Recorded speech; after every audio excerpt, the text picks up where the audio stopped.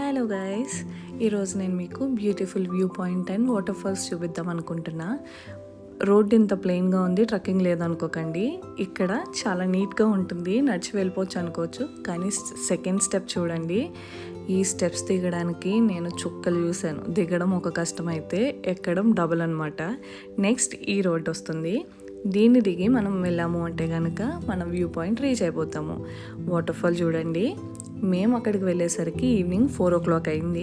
4 o'clockకి ఎంత ఫాగ్ ఉందో చూడండి ఒకసారి. నేను నెక్స్ట్ వీడియోలో డీటెయిల్గా పెడతాను, చూసేయండి.